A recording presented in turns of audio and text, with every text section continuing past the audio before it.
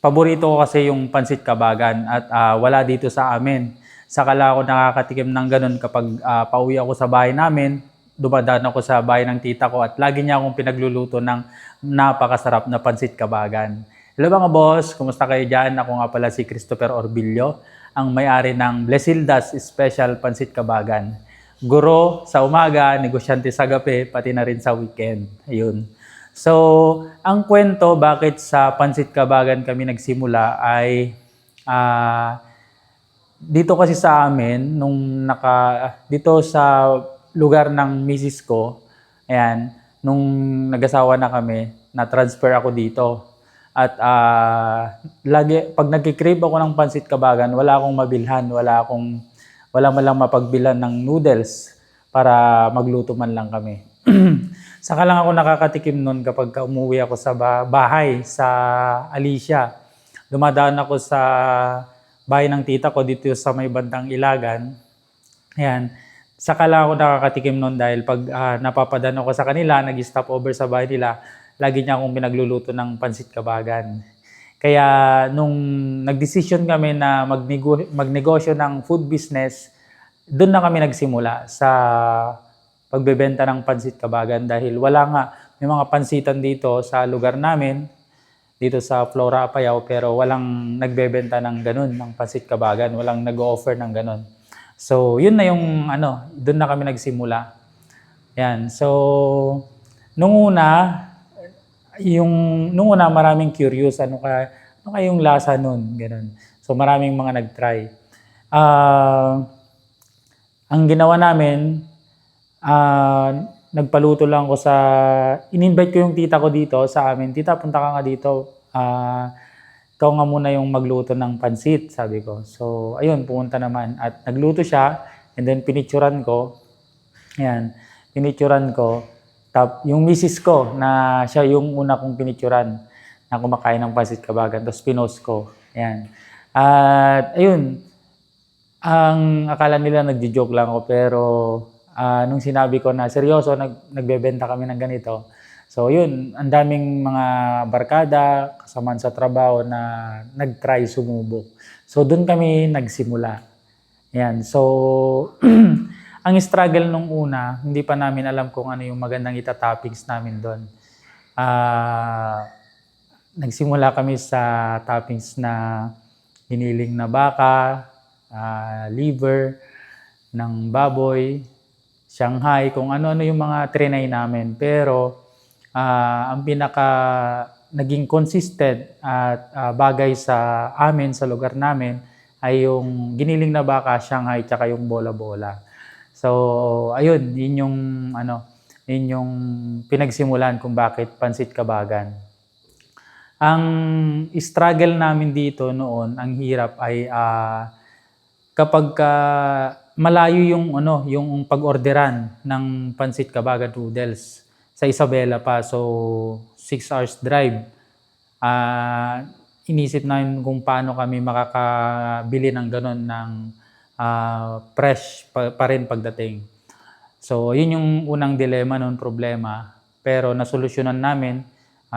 Pumunta ako dun sa Kabagan, municipality ng Kabagan mismo, at naganap ako ng original na Pansit Kabagan, kung sino yung nagbebenta ng ganon. So meron akong nakuha, isang vendor doon. So kinuha ko yung number, then sabi ko, ate, kapag pwede mo ba kaming padalhan sa van, tapos babayaran na lang namin pagdating. So umokay naman siya. Kaya ayun, meron kaming direct contact doon sa Kabagan mismo, Kabagan Isabela mismo, na nagsusupply sa amin ng Pansit Kabagan. Ayan, so ayun, isa pang problema namin nun, pagka 1 to 2 days, tumitigas na yung noodles niya. Kaya yun na naman yung sunod naming sinimulan sinulusyonan na problema.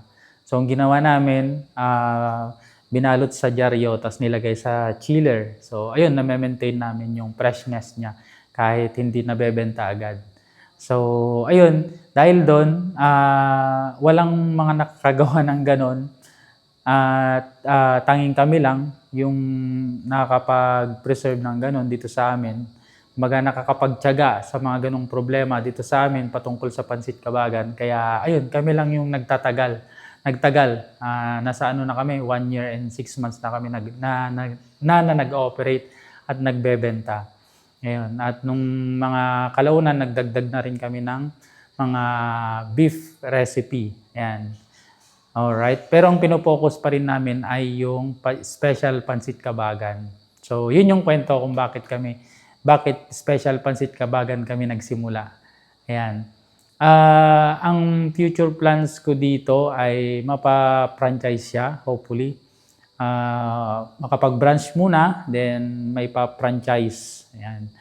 At ayun, ang natutunan ko ay kapag ikaw ay pumasok sa isang negosyo na wala kang masyadong kapital, ayan, ang tanging puhunan mo lang talaga dyan ay mag-focus sa isa, tapos solusyonan mo yung mga nag-emerge or rising problem tungkol dyan. At kapag nasolusyonan mo yon, ang natutunan ko is magiging unique na ikaw lang yung meron nun. At ayun na yung magiging yun na yung magiging alas mo. Kasi hindi ka magkakaroon ng originality kung hindi mo sinolusyonan yung mga problema ng isang bagay na yan. So, pag ikaw lang nakasolusyon nun, so ibig sabihin, ikaw na yung original na meron nun. Kaya, ayun yung natutunan ko. So, mag-focus sa isa hanggang sa pagka naka-counter ka ng problema sa isang produkto na yan, huwag ka pa rin lilihis, bagos solusyonan mo yung mga problema na naibibigay sa'yo niyan. At darating yung araw na yun yung magiging alas mo, edge mo kumpara sa iba. Para ikaw lang yung meron nun na unique na unique. Ayan. So, ayun, yun yung natutunan ko. At ayun, sa mga nanonood dito sa aking teacher and negosyante vlog, nagbebenta ng Pansit Kabagan. Ayan. Kung gusto nyong matikman yung aming special Pansit Kabagan, dayo lang kayo dito sa amin, Flora Apayao. Ang location namin ay tapat lang kami ng NIA, Flora Apayao. Poblacion East. Yan, Poblacion East, Flora Apayao. So, ayun. At kita-kits tayo dito at ipapaghain namin kayo ng masarap, sulit, at special na Pansit Kabagan. Sok na sok ito sa mga magbabarkada, food trip, ayan, pamilya food trip. Ayan. So, ayun, dayo kayo dito sa Blisilda's Special Pansit Kabagan. Ang pansit ni Sir Chris Orbilio. So, ayun mga boss, maraming salamat sa pagsubaybay, panonood. Kita-kits tayo ulit sa susunod na video. Bye-bye!